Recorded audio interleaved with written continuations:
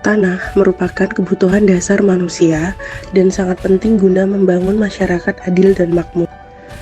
Kebutuhan akan tanah semakin meningkat sejalan dengan naiknya populasi dan perkembangan suatu daerah. Fasilitas umum atau sarana prasarana untuk kepentingan umum diperlukan pengadaan tanah yang dalam prosesnya memerlukan ganti rugi lahan kepada pihak yang terkena dampak.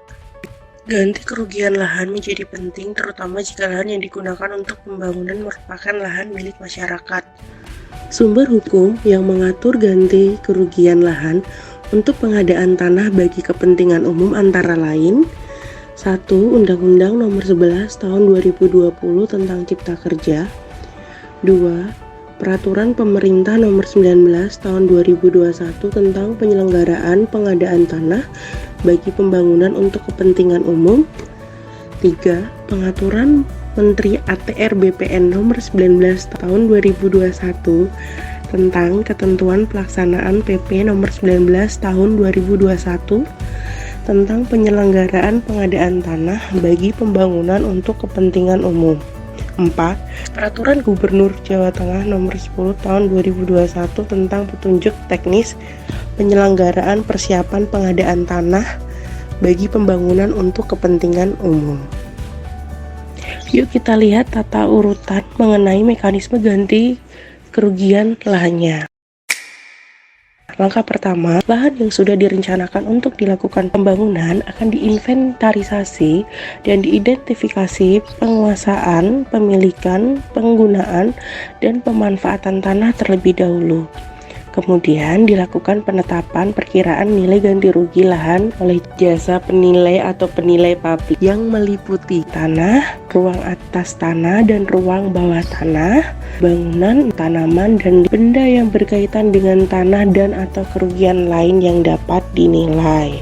Besarnya nilai ganti kerugian tersebut kemudian disampaikan kepada lembaga pertanahan disertai dengan berita acara yang kemudian menjadi dasar untuk menetapkan bentuk ganti kerugian. Selanjutnya dilakukan musyawarah untuk menentukan bentuk kerugian lahan berupa 1. Uang yang dapat diberikan melalui jasa perbankan dalam bentuk rupiah paling lama 17 hari. Dalam hal tertentu jika anggaran tidak mencukupi, pihak yang berhak tidak hadir saat jadwal pembayaran ganti kerugian, ada persoalan keamanan ekonomi, politik, sosial, budaya, dan atau persoalan teknis lainnya, maka dapat dilakukan lebih dari 17 hari. Kemudian yang kedua, tanah pengganti yang akan diberikan dengan waktu maksimal adalah 3 bulan.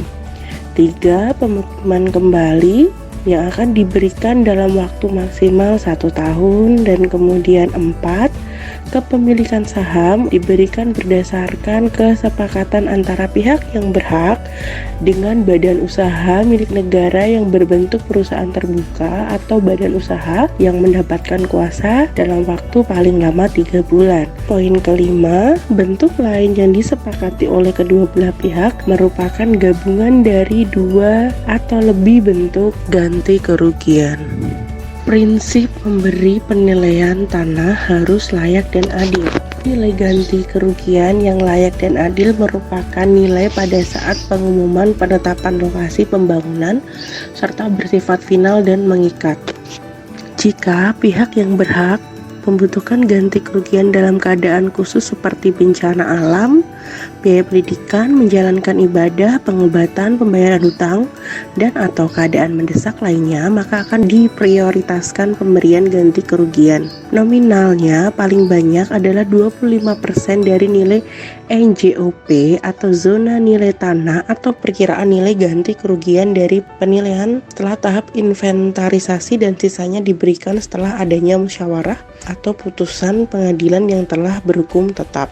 Apabila ada pihak yang menolak bentuk atau besarnya ganti kerugian, maka bisa mengajukan keberatan kepada pengadilan negeri setempat dalam waktu paling lama 14 hari setelah musyawarah penetapan ganti kerugian.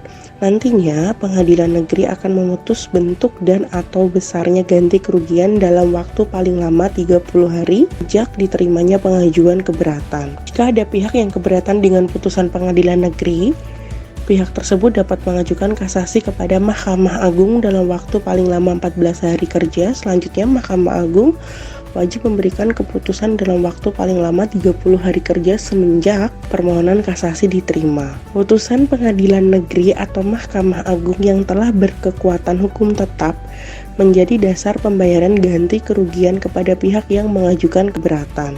Penitipan ganti kerugian ke pengadilan negeri dilakukan jika pihak yang berhak atau pemilik tanah 1. Menolak bentuk dan atau besarnya ganti kerugian berdasarkan hasil musyawarah tapi tidak mengajukan keberatan ke pengadilan negeri. 2. Menolak besarnya ganti kerugian berdasarkan keputusan pengadilan negeri atau MA yang tidak berkekuatan hukum tetap. 3. Tidak diketahui keberadaannya. Dan 4. Lahan atau tanah menjadi objek perkara di pengadilan masih dipersengketakan kepemilikannya, disita oleh pejabat yang berwenang atau menjadi jaminan di bank. Pengembalian uang ganti kerugian yang dititipkan ke pengadilan negeri dengan surat pengantar ketua pengadaan tanah atau kepala kantor pertanahan. Pada saat pemberian ganti kerugian dan pelepasan hak telah dilaksanakan, maka kepemilikan lahan sebelumnya tidak berlaku dan tanahnya menjadi tanah yang dikuasai langsung oleh negara.